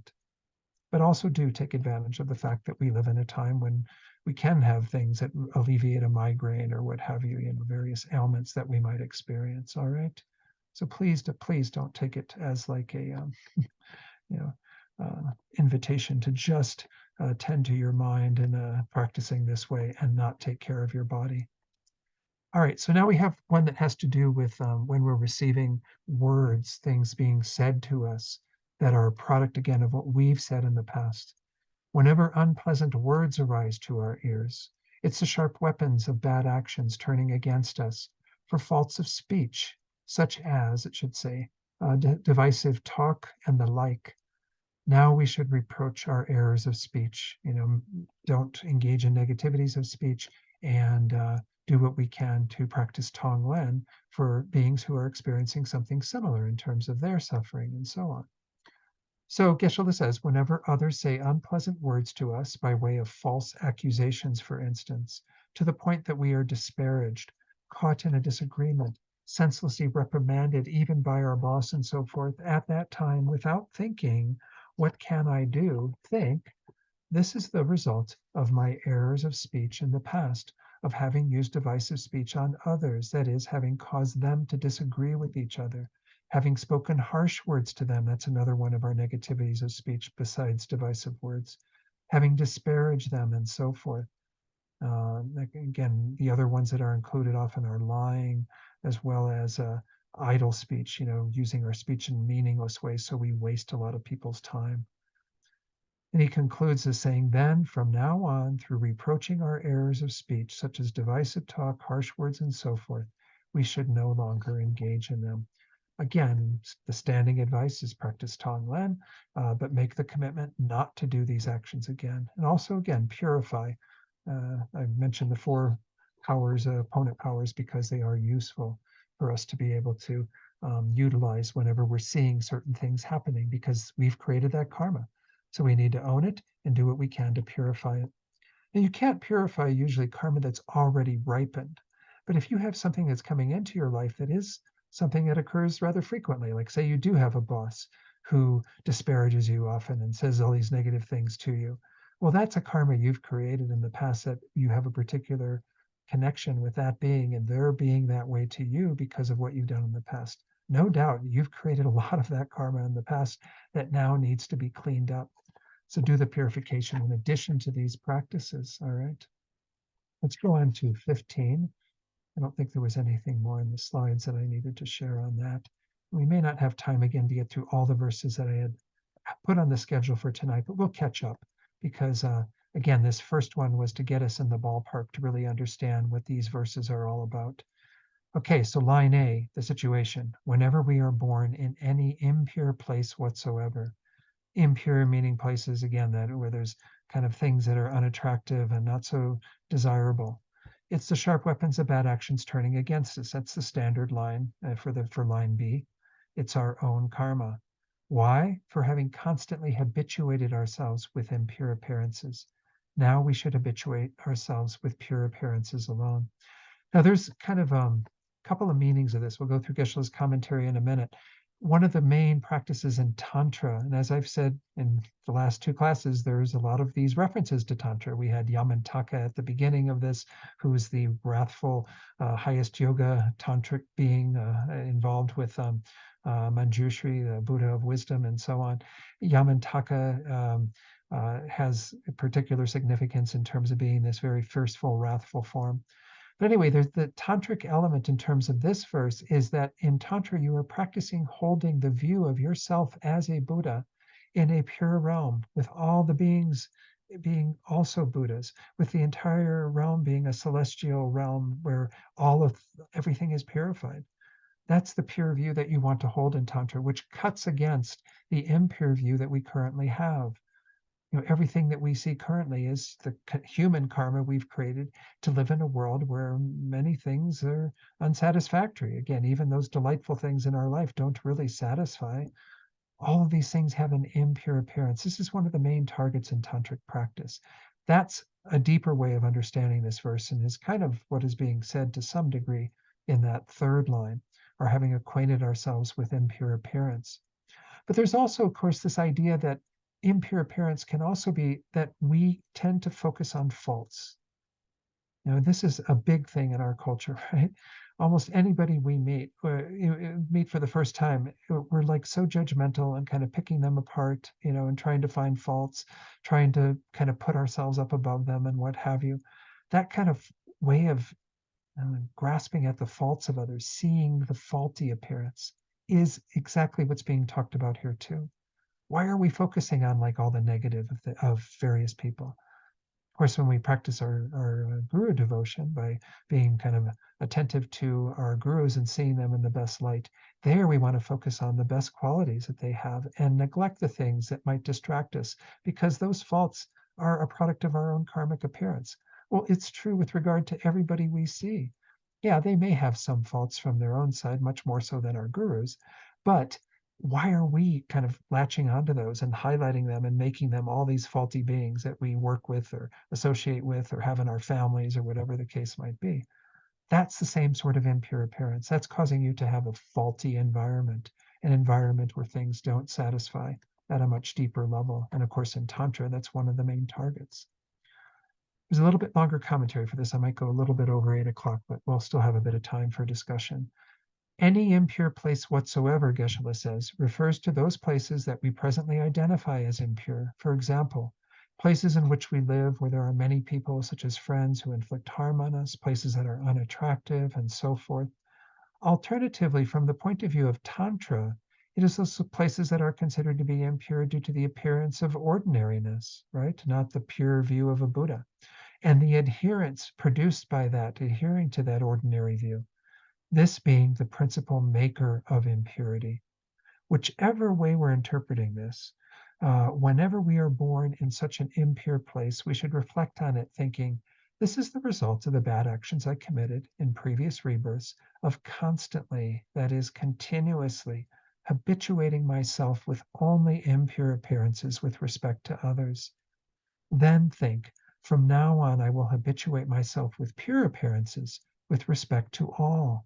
The way to do this, moreover, is that whenever it happens that, for instance, someone inflicts harm on us, we should train in pure appearances through thinking, since this is the Buddhas and Bodhisattvas displaying themselves in such an aspect for the sake of the bad actions I created, they are extremely kind. We should also train in pure appearances in a similar way with respect to others. And of course, train in pure appearances through the tantric method. When you've taken tantric initiation, and then you can have sort of the permission to see yourself as a Buddha and everyone around you purified in that way. The reality is we don't know who anyone is. Any being we meet, even beings who look like they're up to incredible mayhem in our world, could be Buddhas, could be bodhisattvas. We have no idea. Their appearance to us can be a product of our own karma that is not in line with who they really are. So that's the idea behind this. Let me just share a little bit from the slides that gives some more talk on this. Therefore, you should trust your. You should trust your. You shouldn't. I'm sorry. Therefore, it had something covering the screen that I had to move away. Therefore, you shouldn't trust your judgments that certain people are good or bad. We should treat all beings with respect and honor as if they were emanations of Buddhas and Bodhisattvas, right? This is cultivating pure vision. By having this attitude, even towards someone not worthy of it, you are acting in a wholesome way, right? You're trying to cultivate that kind of remedy to your seeing faults. You're holding them in a negative light. That's where I think we're going to have to stop tonight, and we'll carry on with verse 16. I had hoped to get up to 19, but I knew as I was preparing today that it was going to be tough. So before we do the group, any first questions or preliminary questions that you need to have answered before we discuss? I know it was a lot of information, but yeah, please, Ruth. I had a question about how do viruses and like pneumonia and COVID and the flu and these communicable diseases that we catch, sort of, how does that overlay onto the where I'm going with this, right? Yes, I think so. Okay, I'll let you go then. I mean, the karmic explanation is that the main reason why you are experiencing, for example, COVID, if you were one of the people who got COVID, and a lot of people have, or if you will get it in the future, you had created the karmic cause to have that illness, to experience an illness like that. I mean, it might not have been specifically around COVID. I mean, but an illness that was, impacting your well-being, potentially even many people died of COVID, right? The contributing conditions, as they're often called, or cooperative conditions, are the viruses, the COVID-19 virus that came into our world, that we had some sort of collective karma to have come into this world and experience such an interruption to our regular daily life and what have you. And many people, again, had the deeper karma to experience it as an illness that they actually got and that they may have survived, or again, they may have actually succumbed to. So these things in our world are also, though, karmically created to some degree. As I said, this is kind of a bit mind-boggling to think about how COVID was created through the minds and actions of beings in this world. Because it's not even humans, because it did also affect animals. Remember, there were like some mink farm somewhere in Denmark or something where they killed like all of these poor creatures that got COVID, because once they had the virus, and they, I guess, were worried that I don't know, whatever they had their thinking was. The point is that karma is working in this way all the time. This whole human world that we experience, with the sun coming up appearing to come up. Obviously, it's not exactly what's going on. We're rotating around the sun while we're rotating.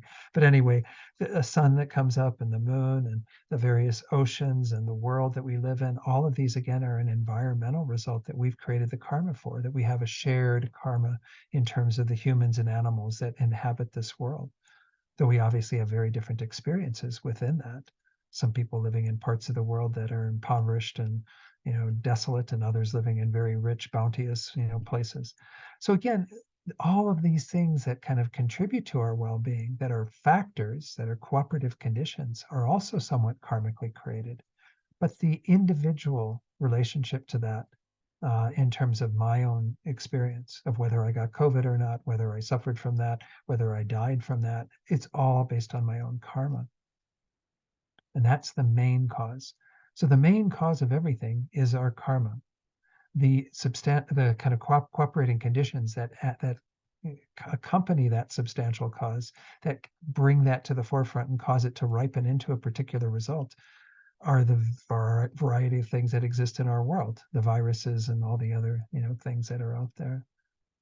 Does that make sense? It's complicated, right? Yeah.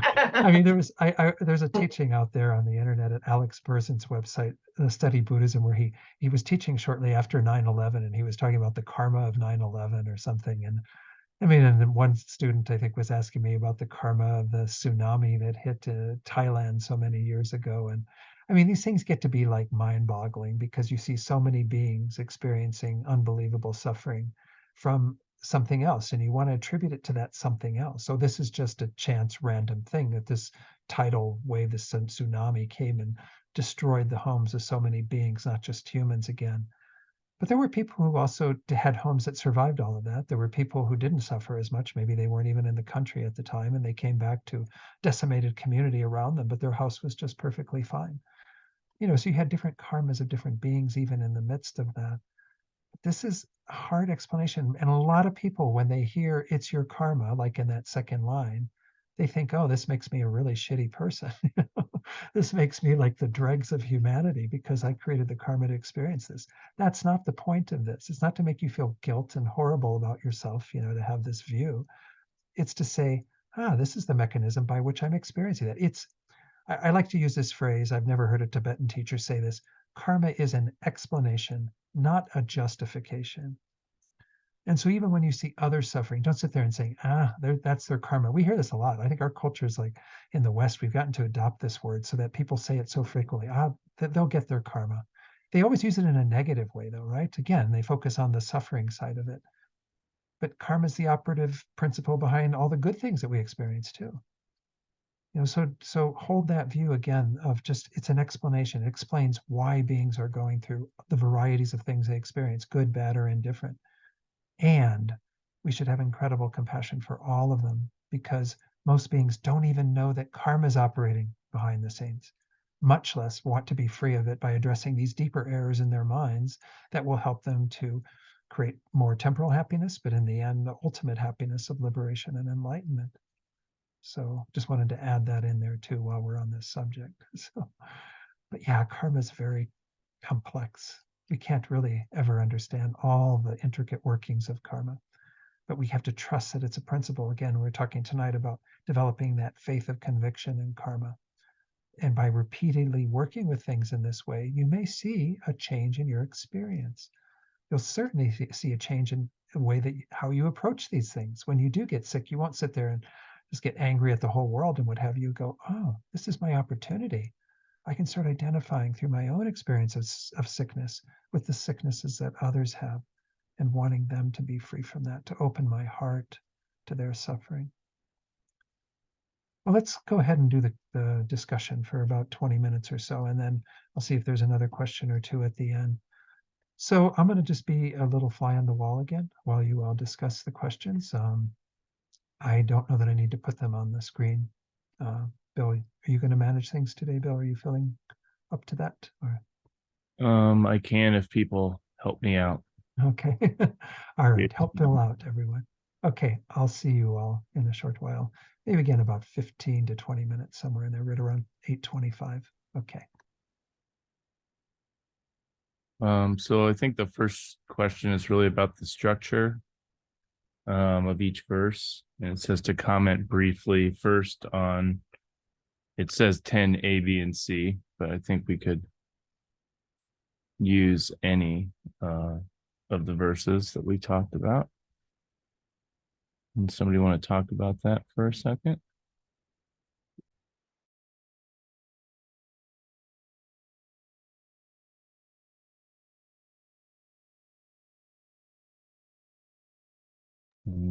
Yes, Ruth. I don't have the slideshow. Well, I do, but I can't pull it up for you. Okay. Well, I really appreciated him showing that to me. I might not have picked it up otherwise, that this is kind of how this is all kind of organized. I think it'll be a nice way for me to look at this text and kind of, understand the, how it's organized and the meanings behind it all. Yeah, a lot of Buddhist texts tend to use repetition in this way as a way of hammering home a point. So oh, I'm froze. Got my video so I don't freeze. So specifically, I guess we could talk about this for a little while. I don't know whether we really have answered this yet. So the general format is first, whenever we have a negative situation. So usually the first line A is the listing of the negative situation. And then as Don kind of summed up, line B is pretty much, this is our karma. And then line C gives us why this result is happening. So C is the cause. So I guess we can go result, karma, cause, and then we'll get to D, which is the next line. But the next question says that why are bad actions said to be sharp weapons? So this, I think, this is a little different than the question we dealt with last week on the title.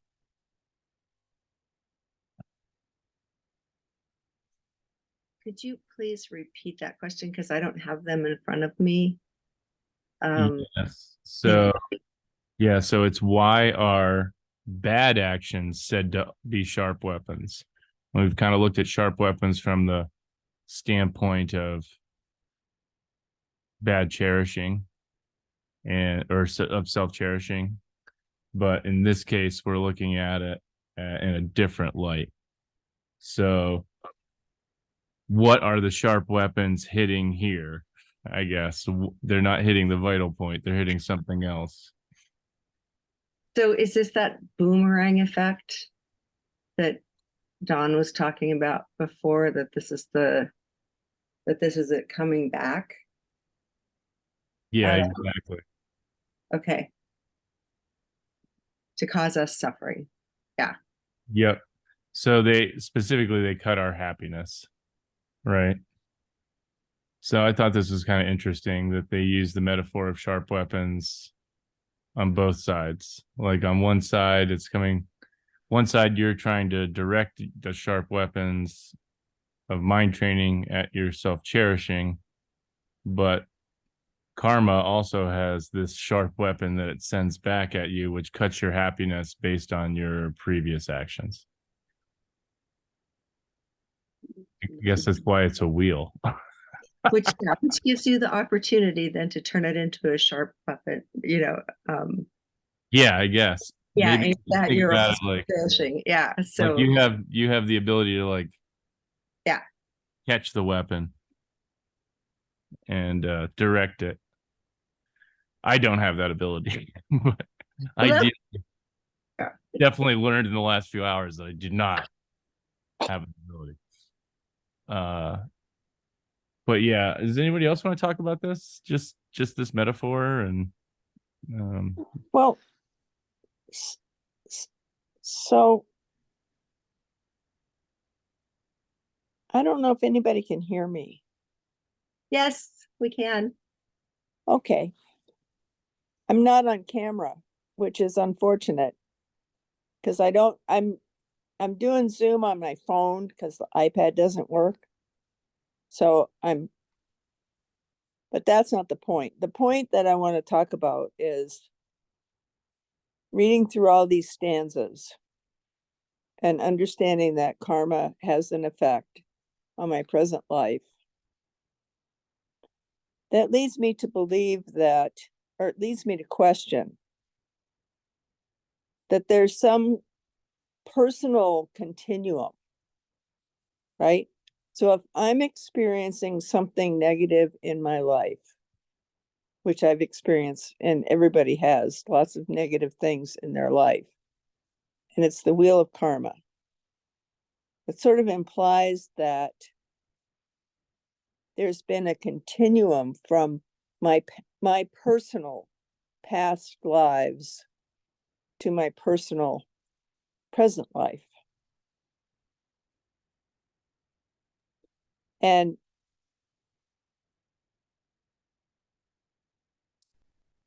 I find that quizzical.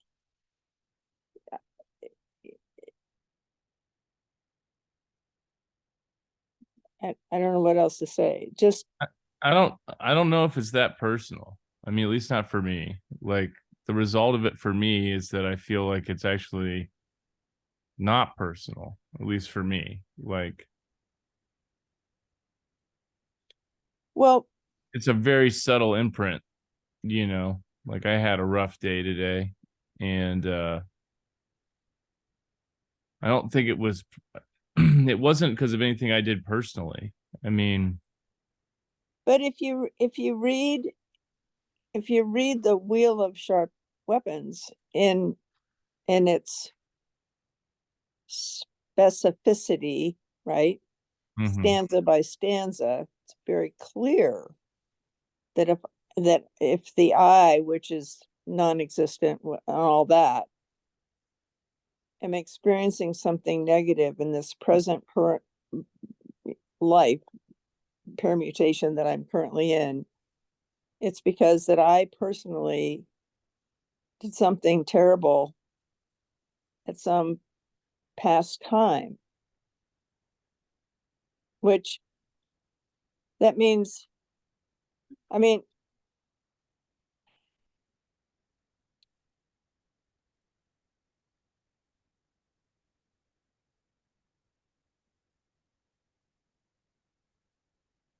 to try to get the law of karma to actually apply in my current life,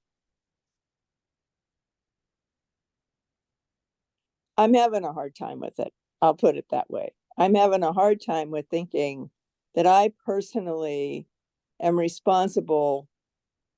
I don't have cancer, but I have people who died from cancer. They were personally responsible for experiencing the cancer in their life, or a child who's not eating is personally responsible. I'm having a hard time with it. Yeah, I can understand that. I mean, I certainly think a lot of us aren't experiencing the results. I mean, I think if you're experiencing the results of karma you created in this life, it's probably pretty fortunate for you because I think you can actually like connect that, I mean, instant karma is so rare. It's really rare. And a lot of times when that sort of thing happens to me, I'm like really accepting of it. I don't know about you, but like if I'm like a total jerk and then like a couple minutes later something happens to me, I am immediately like, yeah. But, when something happens to me that I don't expect or, comes out of the blue, I think that's the nature of it. I think that's the hardest time for us. I just froze.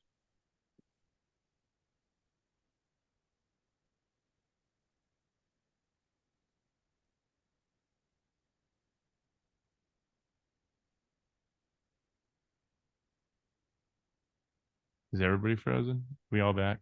Sorry. Yeah. But yeah, I think that's tough. I think it's tough to I- really I think what I'm trying to get to is that understanding karma on sort of a philosophic level is pretty easy, right? Like, yeah, that makes total sense.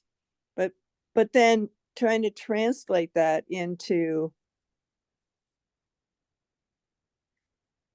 well, there's levels of it. I can translate it into, on a personal level, my actions at this moment are going to either propel me to something better or something worse, whatever.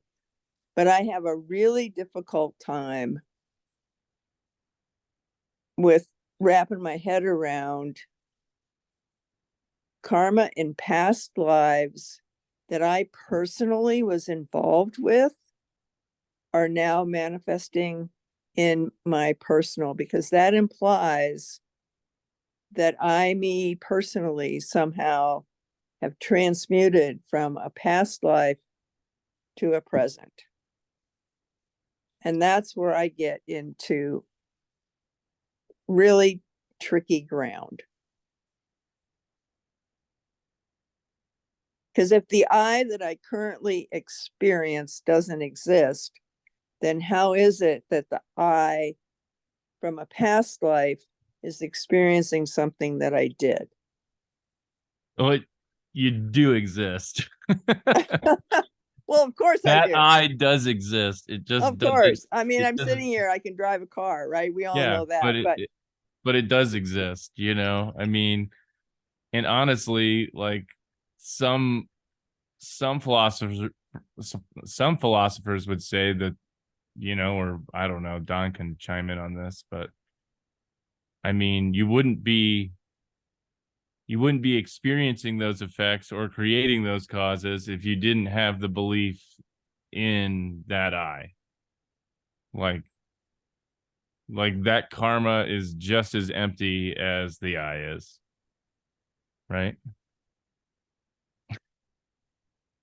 I think that's where I get tripped up. It's like, I So just, yeah. Anyway, it's all fascinating. I'll say that. well, thank you, Nanda. You always like get us talking, which I love.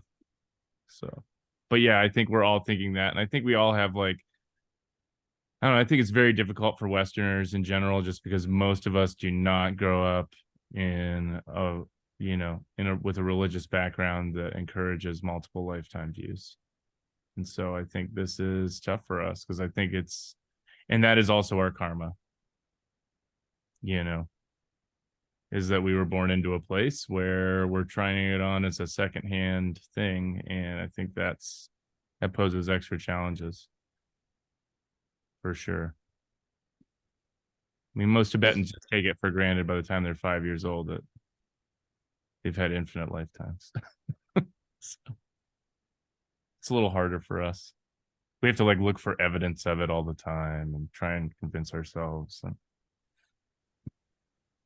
But As Nando was talking, I had some of the same thoughts, and what came to mind for me was it kind of felt like victim blaming, like, oh, well, you're experiencing this now because you've done something, it's your fault. And I think that's a Western thing too. We always want to assign fault. And so it's like, oh, well, and so that's where my mind went. So instead of assigning fault, like it's more of a like the Tibetan who has learned about or has learned about, sorry, I'm really tired. And karma has been ingrained from a young age. It's more about, oh no, it's not my fault, but oh, this is a result of something, like this is my karma ripening. And oh, this might be an opportunity for me to transmute that and turn it around. And I'm sure that a Tibetan who gets cancer isn't like, yay, I got cancer, or like, or even if, well, or maybe a long-term Buddhist practitioner does. I don't know. Maybe they do welcome it. I mean, I think there's the verse that says, cherish everything. Llamas, Um, I know of a llama who did that, but I think yeah. it's pretty rare in Yeah, general. when I guess if you think about Tuku Sangha Rinpoche, he says that like, the best thing that ever happened to him was going to prison for, what was he Mhm. in prison for 10 years or 14 years or something like that. And so he's like, yeah, prison was the best thing that happened to me. And as an American, I can't imagine, or just as me. Um, yeah, so going back, I guess, to my original point was, again, I was like, oh, you're just blaming that person. Oh, this is just a result of, yeah. Yeah, there's no social Victim. media in prison, so I feel like I might do a lot better. Well, thank you, It's Bill. almost like Thank a you. digital prison for some of us. So.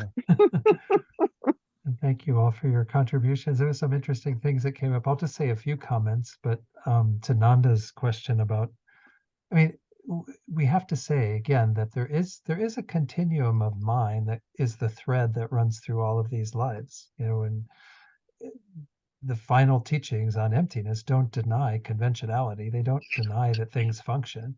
Karma functions just fine within the context of this continuum of mind. And as Bill was pointing out, the karma that's created through the force of these misunderstandings, through the force of grasping at a sense of self that we hold to be kind of contrary to how it actually exists. And the self still does exist in a very, very subtle way as a mere imputation on the basis of this mental thread that runs through it and all the various iterations that occur as we unite with new aggregates, a new body and what have you, and then go on, discard that and go on to the next one. So there is a continuity of awareness, but that's not the self.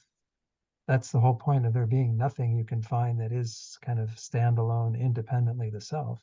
It's the basis of imputation for the self, the basis upon which we think I.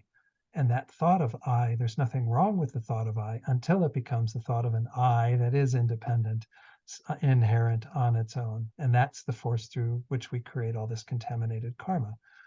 So it is kind of bound up. The mistake is part of being bound up by that type of karma to propel us from life to life and experience the results of actions that we did under the control of a same sort of distorted mind in previous lives. And again, the point that Ali was making, that it's not our fault per se. It's acknowledging that this is what we're engaged in. We are the products of our own past actions.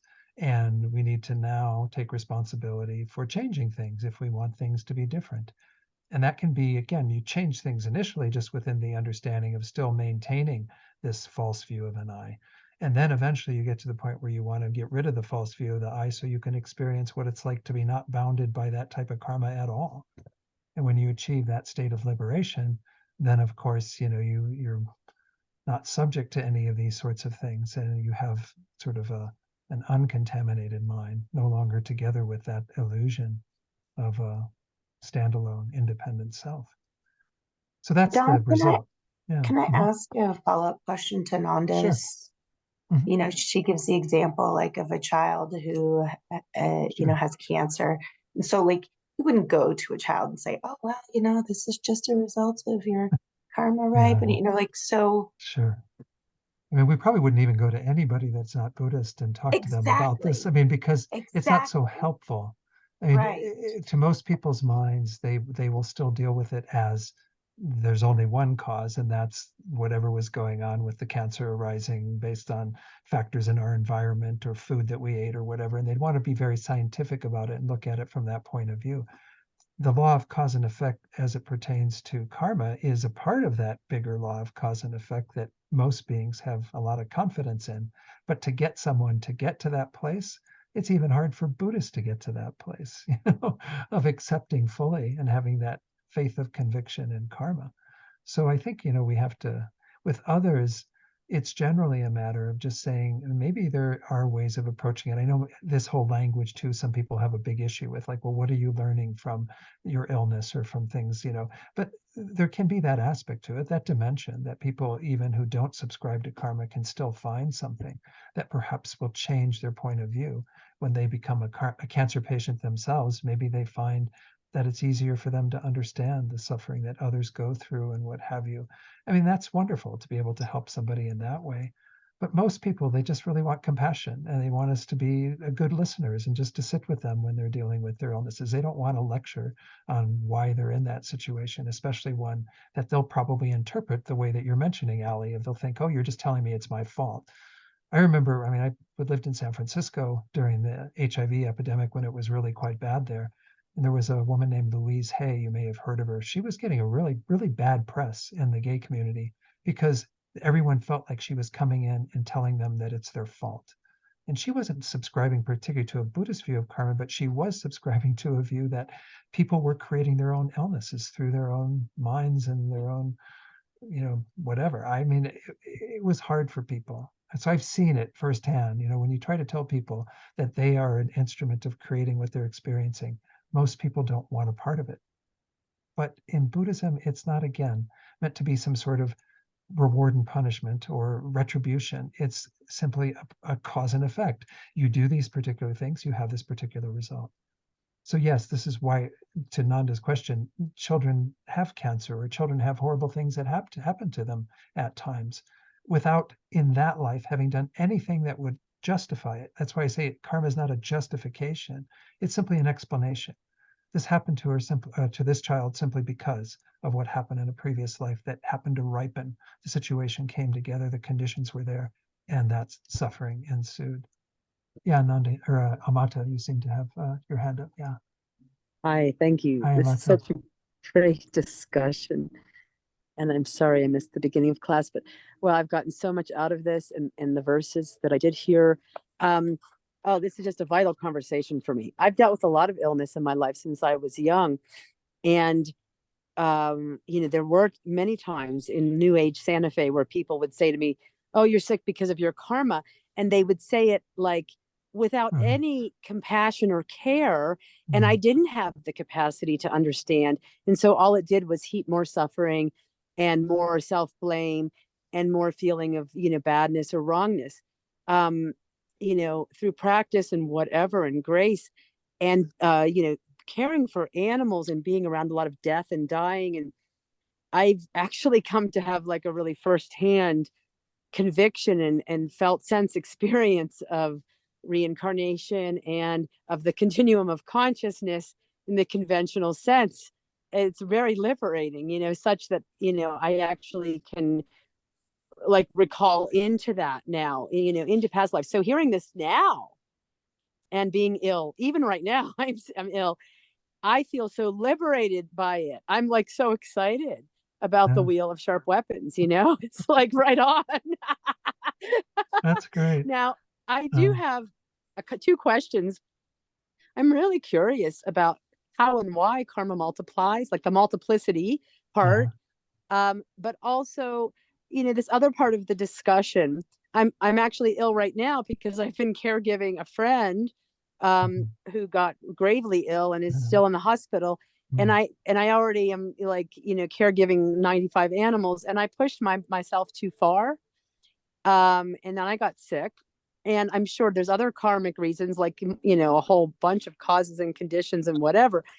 But I guess that's where I struggle. Like I see the picture of Chenrezig. There's that compassion, and there's the wisdom of Manjushri, and there's the power of Vajrapani. And, I've been really focusing on the wings, the compassion and wisdom wing. I often lack wisdom. I often do make myself ill, over caregiving of animals. And I'm really trying to learn that wisdom piece and that balance. I do. It's like my mindset, even though, yes, I have the self-cherishing and all of that nonsense, but my mindset is very much of wanting to be a servant. That's very easy for me, that part, and, my body as a rag, but but the thing is, I push that too far. I don't know where to find that that balance of, I always want to be of service, and there has to be a way that, like, as you said, this instrument of my capability of being in this incarnation and remaining of service. Yeah. And that's where I am getting into trouble over and over again. So those are my comments and questions. Thank you. I'll try to, we're a little bit over, but I'll try to answer these as quickly as I can.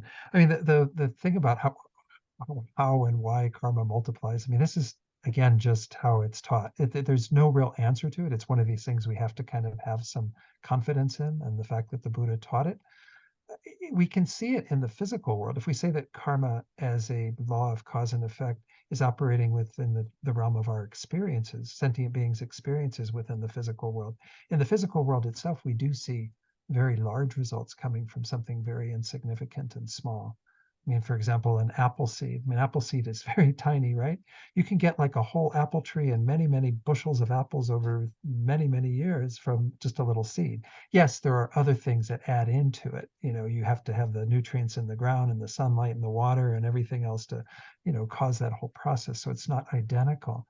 They say, in fact, there's nothing in nature that multiplies in the same way that karma does. It's just the nature of karma to do that. Just like it's in the nature of an apple seed to eventually become an apple tree, given the proper conditions for that to occur. So I can't really give any more explanation beyond that. It's something we do have to have some faith that if the Buddha's shown he's a pretty reliable dude, you know, on the basis of other stuff he's told us, then we can sign up for that concept that we can't get our heads around, maybe. The other thing about this kind of balance between being a servant, which you do, I know amazingly at the sheep sanctuary and all the things that you do there, you're so dedicated and selfless in your care for others. I think we just have to trust that keeping that mentality, even at the times where perhaps we do need to pull back a bit to do more self-care so that we can be there for others. I think that this is a reality of human existence, regardless of our physical conditions. If we, you know, if we don't take care of ourselves, then how will we be in it for the long haul? How will we actually do all the work that we need to do? As I said earlier, around that whole verse that had to do with physical ailments and what have you, take the medicine. The medicine is there. We've got the karma to have medicines that do help sometimes in the case of certain things going on. So I think it's the same thing, you know, at times when you feel like you're overextended, to pull back a bit, just to within the recognition that you want to continue to be of service as much as possible.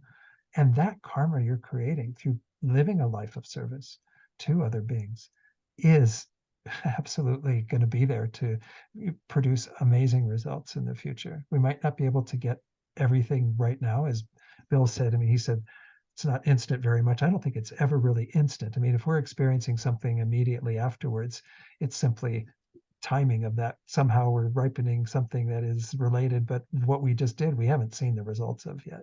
That is further down the road. That's the whole thing about karma too, is that it usually, as I understand it, takes some time for it to ripen. Some do ripen within this life, but most don't ripen until future lives. So even though we might live a very selfless life of great dedication and service, the results from that we may not see in this life. But we will have the happiness of being able to live that type of compassionate life, which I see in you all the time, Amata, and I see in many other people who live lives of service. You know, that they have an incredible heart that they carry with them all the time, that other people may not have as much because they haven't lived a life like that. So there's an immediate effect in terms of the being we become by practicing in that way, by living our lives in that way.